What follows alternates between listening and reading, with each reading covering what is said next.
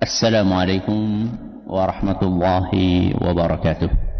Alhamdulillahi rabbil alamin. Wabihi nasta'inu ala umuri dunya waddin.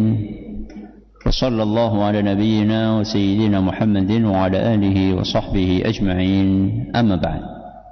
Kita panjatkan puja dan puji syukur kehadirat Allah subhanahu wa ta'ala. Pada kesempatan pagi menjelang siang yang berbahagia kali ini, kita masih kembali diberi kekuatan, kesehatan, hidayah serta taufik dari Allah Jalla wa'ala, sehingga kita bisa kembali menghadiri pengajian rutin Senin pagi di Masjid Manarul Ilmi di Komplek Pondok Pesantren Tunas Ilmu di Desa Kedung Wuluh, Purbalingga ini. Kita berharap semoga Allah Azza wa Jalla berkenan untuk melimpahkan kepada kita semuanya ilmu yang bermanfaat, sehingga bisa kita amalkan sebagai bekal untuk menghadap kepada Allah Jalla wa'ala. Allahumma amin. Salam dan salam semoga senantiasa tercurahkan kepada junjungan kita Nabi Agung Muhammad sallallahu alaihi wasallam, pada keluarganya, sahabatnya dan umatnya yang setia mengikuti tuntunannya hingga di akhir nanti. Bapak Ibu yang kami hormati dan juga segenap pendengar serta pemirsa rahimani wa rahimakumullah. Di dunia ini, sebagai makhluk sosial, manusia tidak mungkin bisa hidup sendiri. Mau tidak mau kita akan berinteraksi dengan orang lain. Mulai dari orang-orang terdekat kita, ayah dan ibu kita, suami atau istri kita, kakak atau adik kita, anak-anak kita, dan orang-orang yang masih kerabat dengan kita. Mulai dari orang yang terdekat atau orang yang bertetangga atau orang yang merupakan rekan kerja kita di kantor,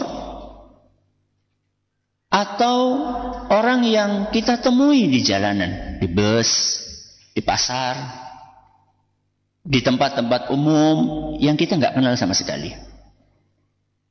Mau tidak mau kita harus berinteraksi dengan mereka. Dan Islam mengajarkan bahwa seorang manusia ketika dia berinteraksi dengan orang lain, maka ada aturan yang harus diperhatikan. Ada hak-hak mereka yang harus ditunaikan, dan ada kewajiban yang harus kita jalankan.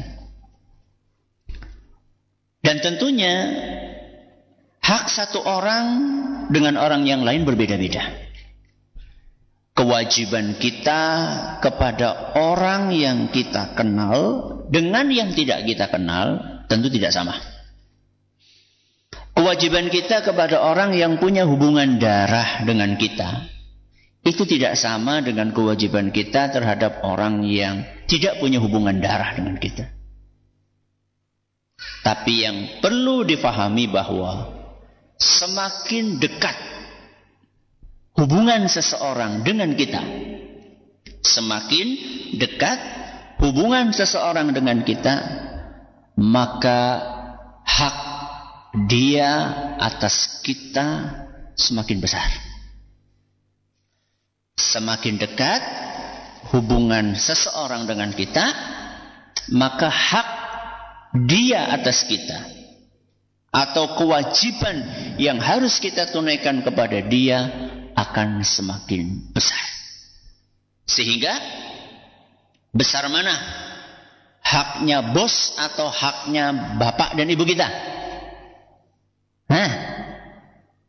Besar mana haknya bapak dan ibu kita?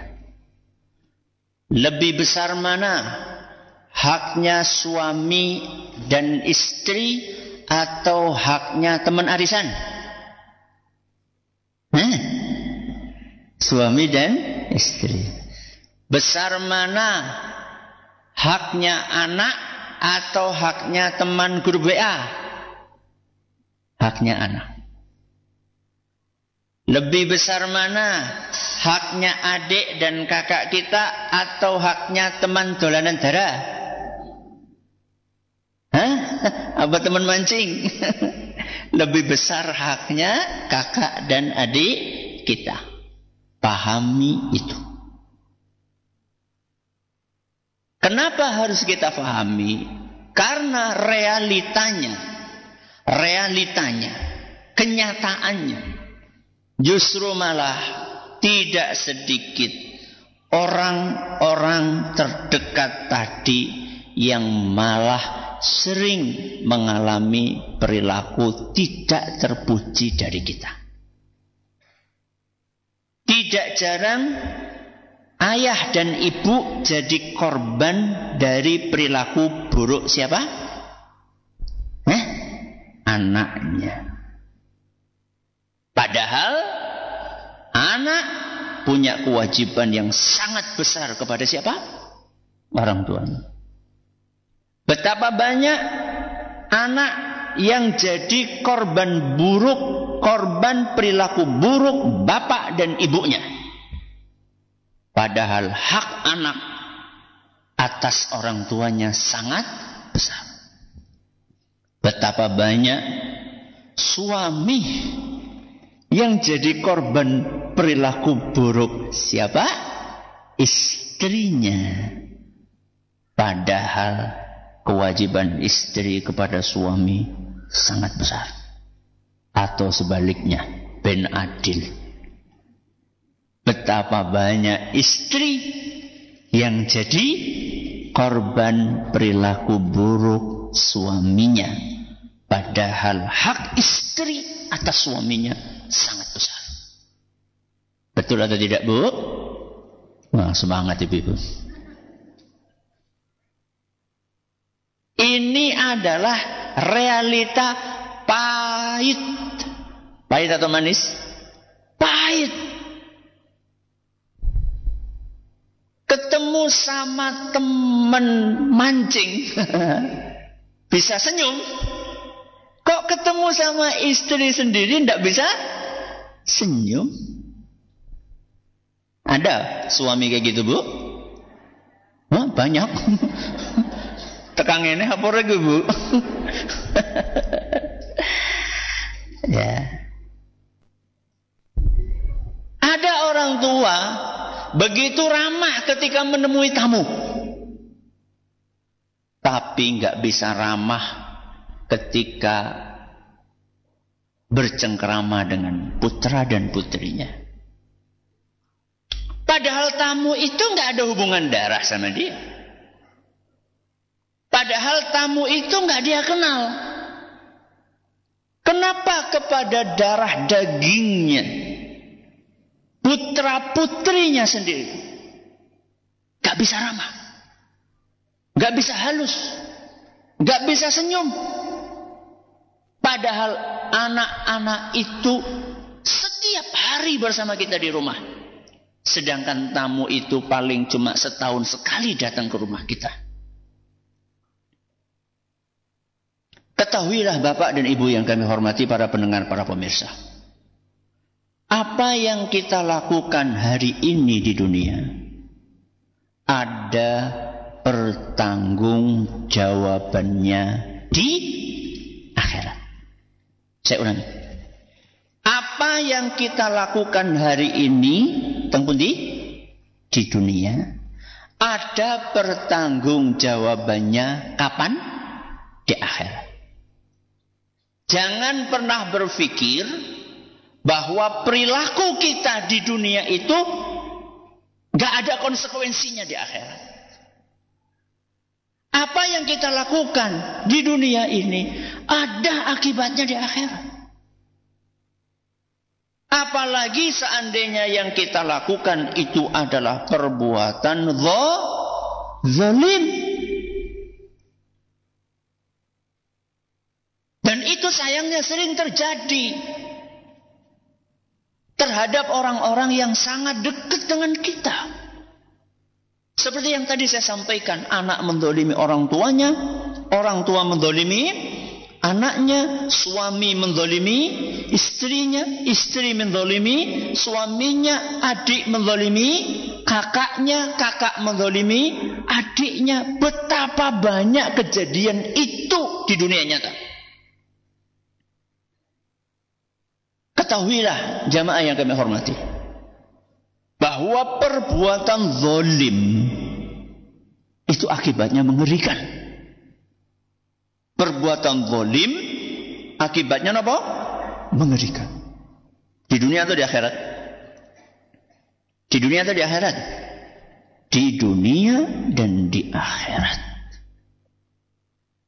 Mari kita dengarkan apa yang dituturkan oleh ibunda kita Ummul Mukminin Aisyah radhiyallahu anha.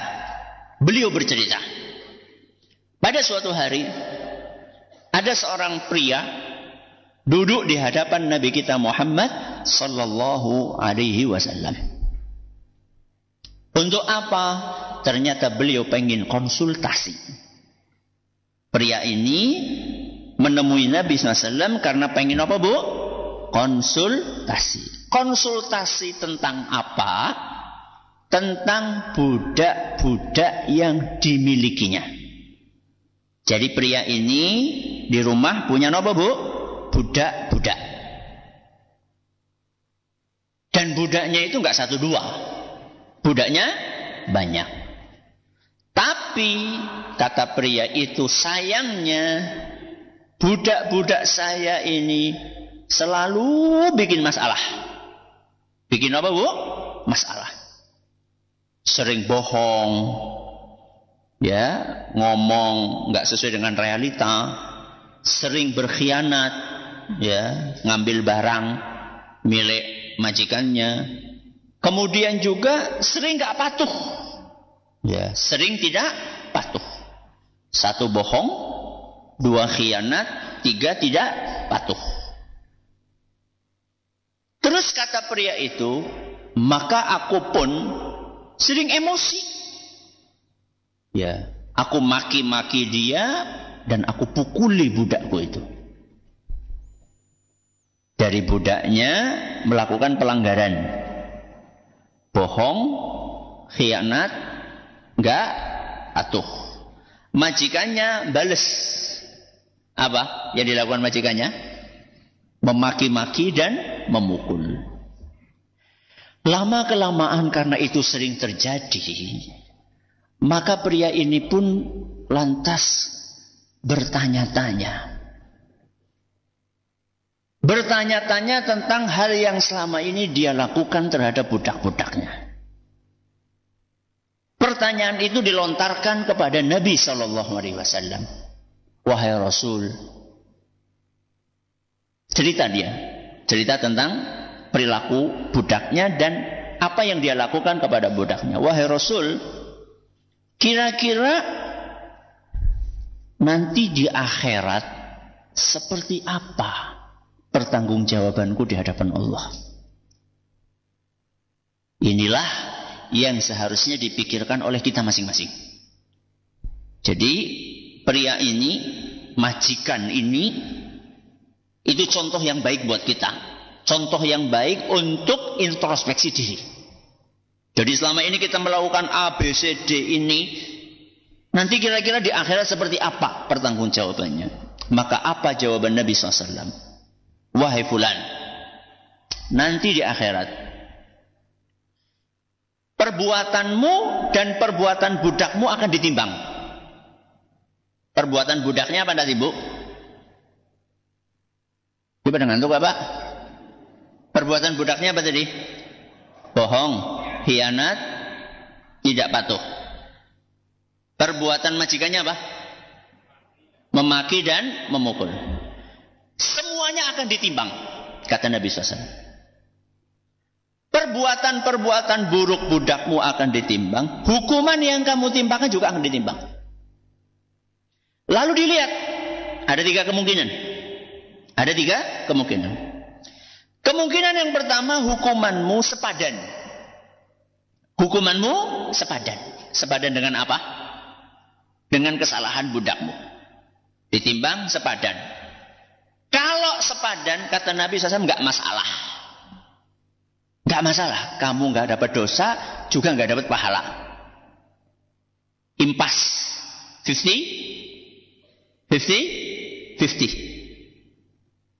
Atau kemungkinan yang kedua. Kata Nabi SAW, hukumanmu lebih ringan. Dari apanya? Dari kesalahan budakmu. Hukumanmu lebih ringan dari kesalahan budakmu. Budakmu kesalahannya berat, hukumanmu lebih ringan dari beratnya kesalahan budakmu. Ini kemungkinan yang kedua. Kalau seperti itu nanti, maka kamu berpotensi untuk dapat pahala. Masya Allah. Dapat apa? Pahala. Jadi kekurangan hukumannya itu, ya kan lebih ringan ya, nggak sepadan ya, lebih ringan. Harusnya tambahin lagi. Tapi yang ini nih, kelebihan ini, keringanan ini akan diwujudkan insya Allah dalam bentuk apa? Pahala. Penak nama badan? Penak nama badan? Apa enak oleh tambahan pahala, masa orang enak? Ya. Yang ketiga, ini yang paling mengerikan. Apa yang ketiga? Hukuman yang kamu berikan lebih berat daripada kesalahan yang dilakukan oleh budakmu. Kesalahannya ringan, hukumannya berat. Contoh padane, mecahakan gelas. Mecahakan apa, Bu? Gelas. Regane pira? Bu, gelas regane pira? Anu biasanya gratis, Ustaz. Bonus apa? Bonus kecap. Nek ora bonus kopi apa bonus teh? Dapat gelasnya gratis. Dipecahin sama siapa? Sama pembantu. Dipotong gaji. Motong gajinya berapa? Pinten, Bu? Orang dia pembantu ya pada karanyong. Dipotong gaji 50.000. Bayangkan ya. Gelasnya apa? Gratis. Pecah. Dipotong gaji 50.000. Berarti hukumannya lebih berat daripada kesalahannya. Ini cuma ilustrasi aja ya. Ini cuma ilustrasi saja. Bukan kok di zaman itu budak-budak mecahin gelas hadiah kopi. Cuma ilustrasi aja. Maka kata Nabi SAW, kalau sampai hukumanmu lebih berat daripada kesalahan budakmu, maka yang terjadi saat itu pahalamu akan dicabut. Kenapa? Pahalamu akan dicabut. Buat siapa? Buat budak-budak yang kamu zolimi di dunia. Begitu mendengar apa yang disampaikan oleh Nabi SAW tadi, maka si majikan ini nangis. Geru-geru. Bukan hanya nangis. Nangis dengan suara yang keras. Karena apa? Karena memikirkan, wah, berarti nanti pahalaku habis dong. Karena bisa jadi yang aku zolimi ini bukan 1, 2. Budakku kan banyak. Kadang-kadang aku emosi. Gak bisa ngukur hukuman yang aku berikan kepada budakku. Akhirnya melebihi kadar kesalahan budakku.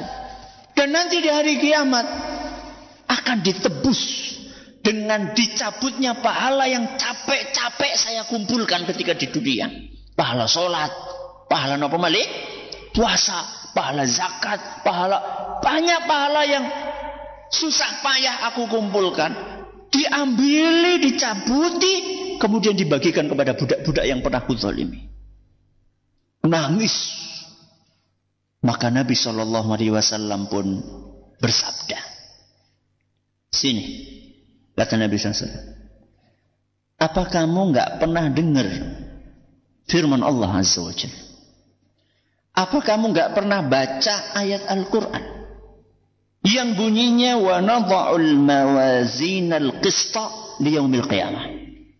Pada hari kiamat nanti Kami akan menimbang perbuatan kalian dengan adil. Kami niku sinten? Bu, kami niku sinten? Allah. Pada hari kiamat nanti Allah akan menimbang perbuatan kalian seadil-adilnya. Fala tuzlamu nafsun syai'a. Tidak akan ada orang yang dizolimi sedikit pun. Wa in kana mithqala habbatin min khardalin ataina biha. Perbuatan baik atau perbuatan buruk walaupun hanya sebesar biji sawi. Saking napa ne? Saking kecilnya.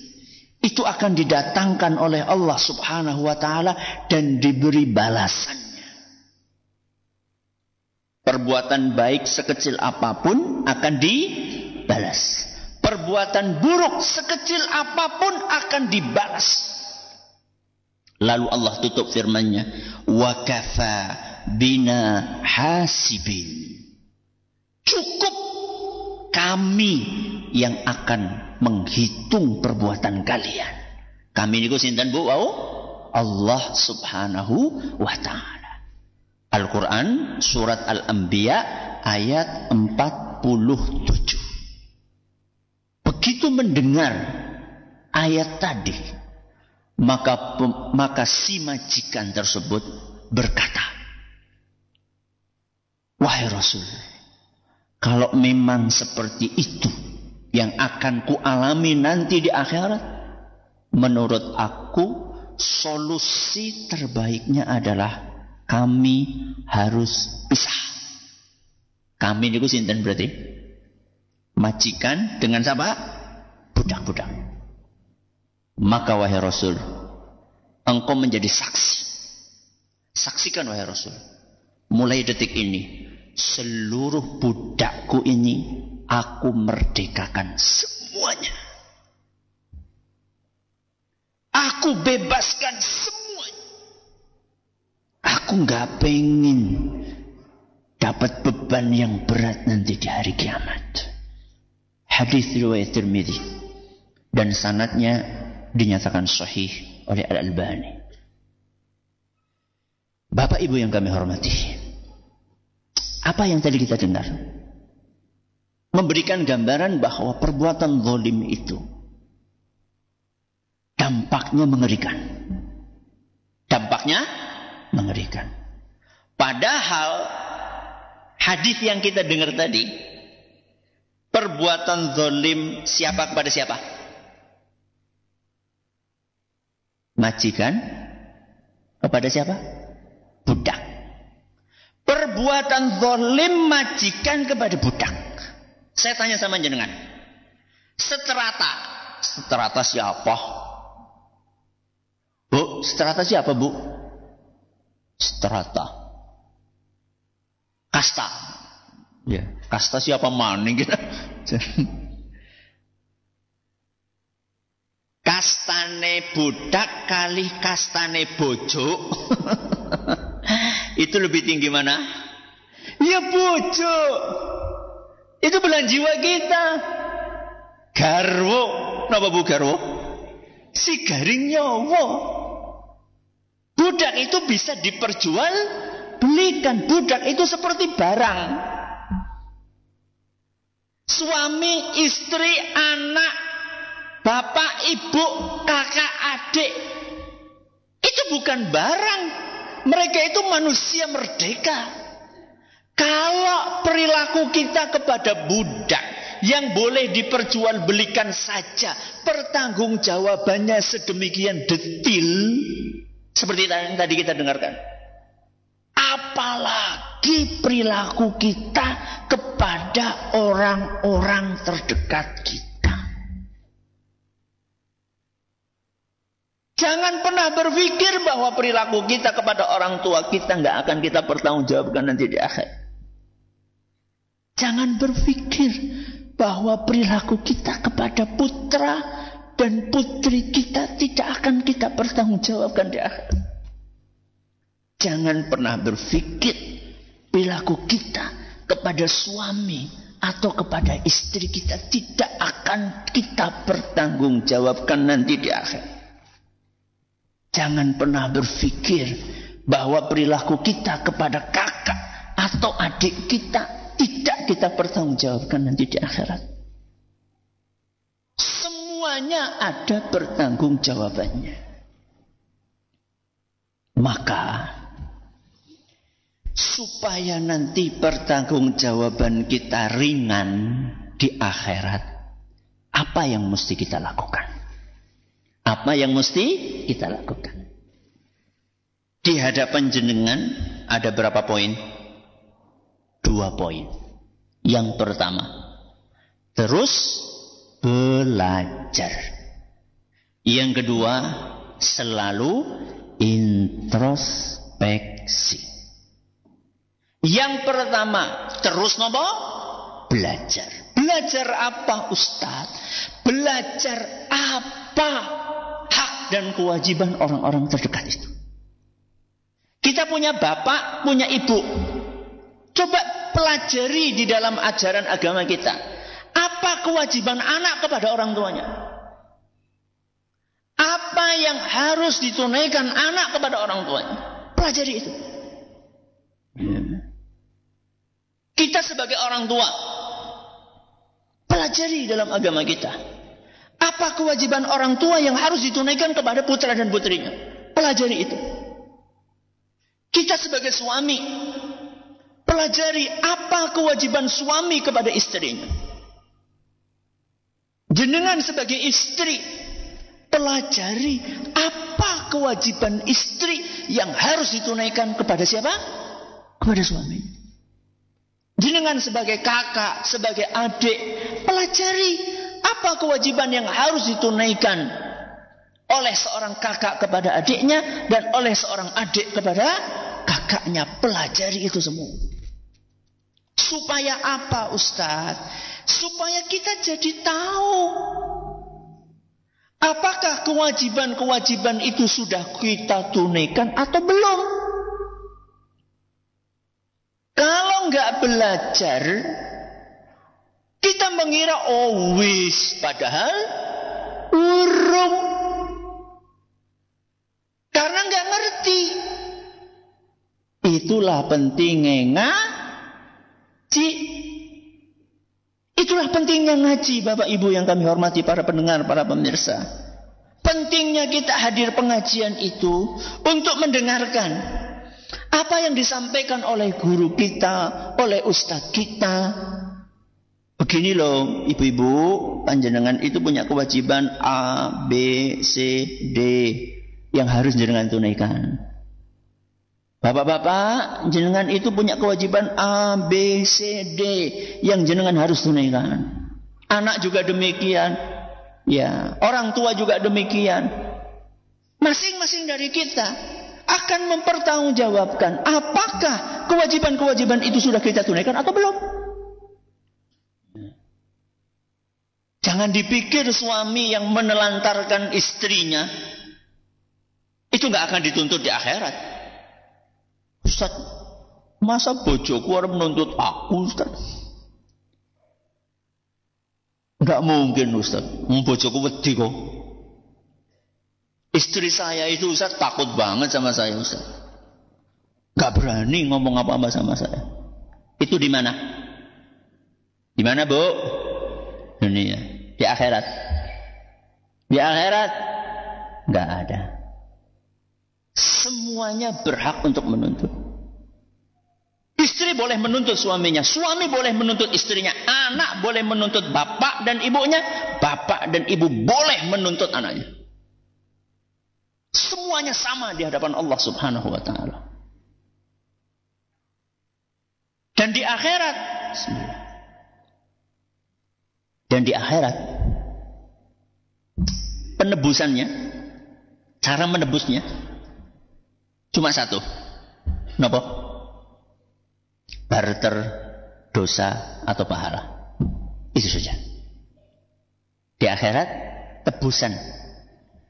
Seorang suami menebus kezalimannya kepada istrinya atau sebaliknya. Seorang bapak menebus kezaliman kepada anaknya atau sebaliknya. Seorang kakak menebus kezaliman kepada adiknya atau sebaliknya. Itu caranya adalah dengan barter dosa dan pahala. Kenapa bu barter dosa dan pahala? Apa yang jajal? Barter dosa dan pahala.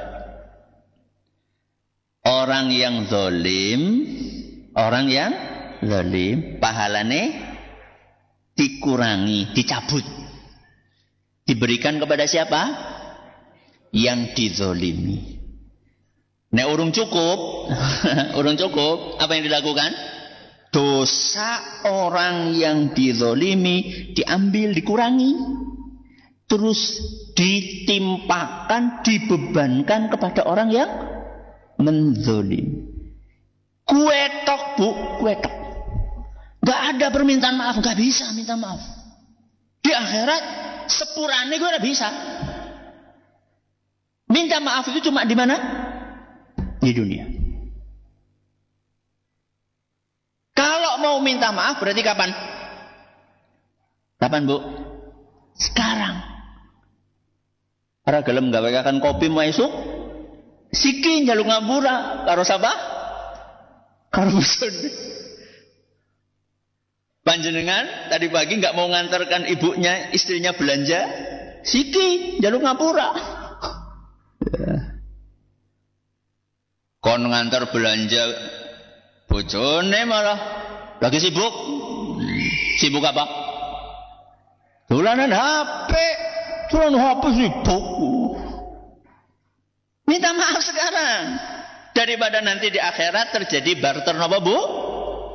Dosa dan pahala. Ya.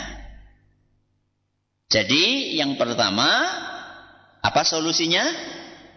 Terus belajar. Terus belajar.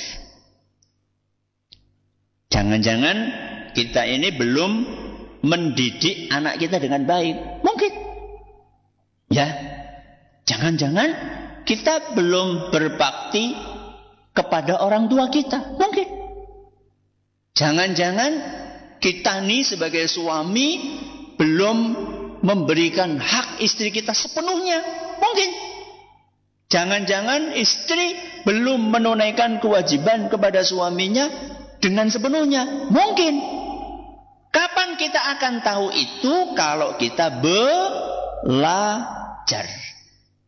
Maka kalau jenengan hadir pengajian seperti ini, ya, hadir pengajian seperti ini. Terus jenengan dapat pencerahan. Dapat apa? Pencerahan. Oh, jebule, ya. Jebule. Ya. Oh, ternyata saya ada kewajiban yang belum saya tunaikan. Kudune seharusnya bersyukur kepada Allah. Bersyukur kepada Allah karena tidak menunaikan, atau bersyukur kepada Allah karena jadi ngerti. Bersyukur kepada Allah karena apa bu? Karena jadi ngerti. Bukan bersyukur kepada Allah karena tidak menunaikan kewajiban itu. Bersyukur kepada Allah karena kita dikasih kesempatan sama Allah. Tahu, oh ternyata saya punya kekurangan A, B, C, D. Itu yang mesti kita lakukan. Jadi jangan kemudian ngaji terus, oh jebule yang salah, wah, moh lah ngaji nengana, apa-apa salah. Udah kayak gue, bukan seperti itu. Kalau kita ngaji kemudian kita diperbaiki, seharusnya kita bersyukur alhamdulillah. Dah. Yang kedua, selalu napa? Introspeksi. Kenapa Ustadz introspeksi? Karena manusia itu tempatnya salah, tempatnya keliru, tempatnya lalai. Itu manusia. Bu, sudah ngaji, sudah nopo? Ngaji. Rutin hadir pengajian. Mungkin nggak salah? Mungkin atau tidak? Mungkin. Apa manis sing ora? Ngaji gitu. Kita ini sudah hadir pengajian. Itu bukan berarti kemudian nggak mungkin salah. Mungkin saja salah. Makanya introspeksi. Ya. Introspeksi, oh ya Allah, saya ini sudah sering hadir pengajian, apa saya tambah sayang sama pasangan saya atau belum? Apakah saya semakin ramah kepada anak-anak saya atau belum? Apakah saya semakin berbakti kepada orang tua saya atau belum? Itu namanya introspeksi. Andaikan kita pernah melakukan kesalahan, maka masih ada kesempatan untuk memperbaiki diri. Minimal mengawali kesalahan itu dengan minta maaf. Istri minta maaf kepada suami, gengsi atau tidak, Bu? Jeneng ketone sing jawab kursi jiloro. Istri minta maaf kepada suami, gengsi atau tidak? Masya Allah. Suami minta maaf kepada istri, gengsi atau tidak? Sing jawab kok bocon. Yang saya tanya bapak-bapak kok gengsi atau tidak, Pak? Enggak lah, enggak. Ya, jangan gengsi. Anak berbuat salah kepada orang tuanya, gengsi atau tidak minta maaf?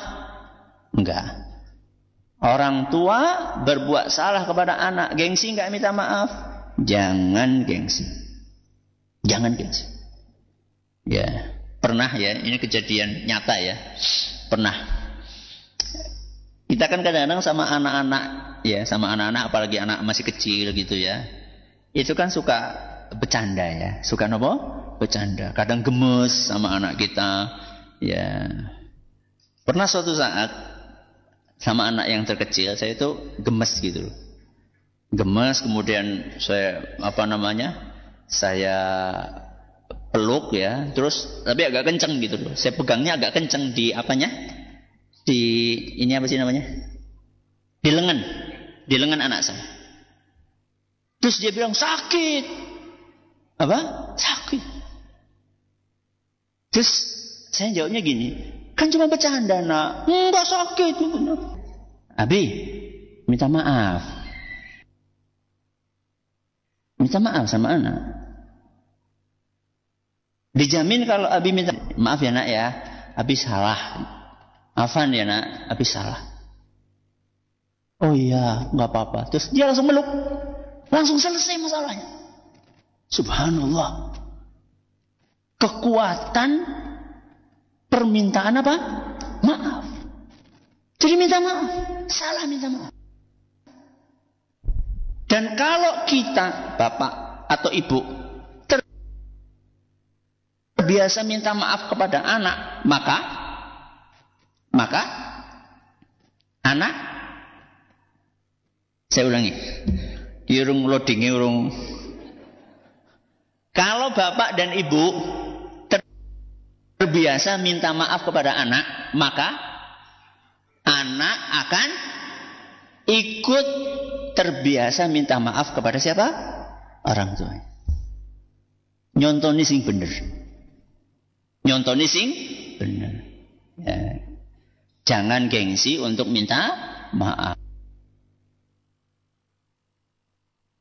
Mudah-mudahan bermanfaat bagi kita semuanya. Masih sisa waktu sedikit, silakan. Bismillah, assalamualaikum Ustaz. Waalaikumsalam. Ustaz izin bertanya,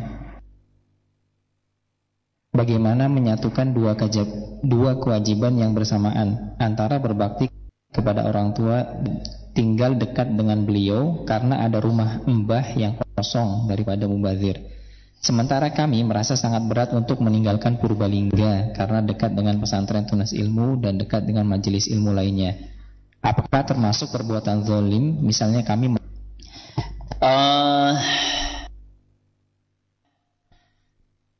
perlu dilihat dulu masalahnya. Jadi orang tua ini membutuhkan Anda darurat atau tidak? Orang tua membutuhkan Anda darurat atau tidak? Maksudnya orang tua Anda ini sudah sepuh banget, terus nggak ada yang apa? Merawat atau tidak? Ya. Jadi kalau misalnya orang tua Anda itu sudah sepuh banget, butuh ditunggoni, dirawat ulang. Rawat orang tua karena ini kesempatan yang tidak terulang. Kesempatan yang tidak terulang. Rasul SAW menyampaikan, celaka, celaka, celaka.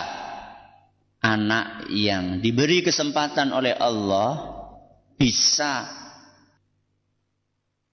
menangi, menjumpai orang tuanya dalam keadaan lanjut usia, kok kesempatan itu tidak dia manfaatkan untuk meraih surga Allah Azza wa Jalla. Celaka, celaka, celaka. Diulangi berapa kali? 3 kali. Tapi itu kepada perawatan dari jenengan, masih ada anak-anak yang lain, ya masih ada anak-anak yang lain, maka dalam kondisi seperti itu Anda bisa sering-sering untuk mengunjungi saja. Ya, jadi bukan pindah total, tapi nopo sering-sering untuk mengunjungi. Tentunya kalau bisa setahun 2 kali, setahun 3 kali, setahun 4 kali, sehingga orang tua ini terhibur dengan kedatangan anaknya dan cucu-cucunya. Ya. Ustaz, tapi kan kalau saya pindah ke sana, Ustaz, saya itu susah nyari pengajian. Alhamdulillah, hari ini itu namanya pengajian seperti ini, ya, itu pintar untuk mencari informasi. Ya, pengajian seperti ini nih, itu banyak di mana-mana sekarang. Alhamdulillah, hampir di setiap kota ada pengajian yang seperti ini. Tapi Ustadz, di kampung saya tidak ada. Ya, beda kampung ada, mungkin beda kecamatan mungkin ada. Atau kalau misalnya memang tidak ada, kan sekarang itu televisi, terus HP tidak ada, kan sekarang itu televisi, terus radio, terus HP, internet, ya banyak, MP3, sarananya banyak. Ya, maka bisalah insya Allah menggabungkan antara 2 kewajiban ini, yaitu kewajiban berbakti kepada orang tua dan kewajiban untuk belajar ilmu agama. Ya, silakan. Terima kasih jazakumullah khairan. Pertanyaan berikutnya, Assalamualaikum Ustaz. Waalaikumsalam warahmatullahi wabarakatuh. Ustaz izin bertanya, apakah berdosa jika istri jarang menemani suami setelah dia pulang kerja karena istri khawatir berdosa kepada Allah? Karena aktivitas suami setelah pulang artis dan sinetron, istri sering masuk kamar dengar kajian sunnah dari HP atau membaca buku di kamar. Jazakallahu khairan Ustaz. Nemani suami untuk hal-hal yang baik. Ya, nemani suami untuk hal-hal yang baik. Ya. Ini menang baik. Nemani tidur. Ya. Hal-hal yang positif jenengan temani. Ya, jenengan temani. Karena biasanya suami itu, ya bukan cuma suami, istri pun juga, suami atau istri pun juga membutuhkan refreshing. Membutuhkan apa? Refreshing. Tinggal refreshingnya itu boleh atau tidak dalam pandangan agama. Ya, maka dari itulah suami ataupun istri berusaha untuk menjadi alternatif refreshing yang halal buat pasangannya. Buat siapa? Pasangannya. Ya, masing-masing berusaha kreatif. Ya, masing-masing berusaha kreatif. Jadi istri menemani suami dalam hal-hal yang positif. Kalau yang tadi berarti nggak positif dong. Ya tadi nonton yang nggak baik ya berarti nggak positif. Maka apa yang mesti dilakukan? Nasihat. Yang mesti dilakukan adalah apa bu? Nasihat. Nah, kalau mau kasih nasihat, lihat waktu. Lihat apa? Waktu. Suami baru pulang kerja, capek, dinasehati, pripun? Cari waktu yang kira-kira suami lagi nyaman, suasana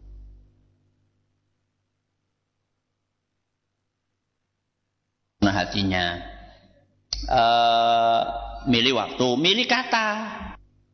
Milih kata mungkin yang kira-kira tidak nyinggung perasaan. Ya, bisa aja dengan nggak ngomong langsung, bisa lewat pengajian atau ngirimin video tentang nasihat. Kan banyak sekarang cuplikan-cuplikan video ustadz-ustadz, ya itu kan banyak, kirim 2 menit, 3 menit, 7 menit yang kira-kira suami bisa mendengarkan secara ringkas, kemudian bisa terbuka hatinya. Dan yang lebih penting dari itulah Azawajal. Mudah-mudahan apa yang kita pelajari bermanfaat bagi kita semuanya. Terima kasih atas perhatiannya. Menuntas segala kurangnya kita akhir dengan doa kafaraah.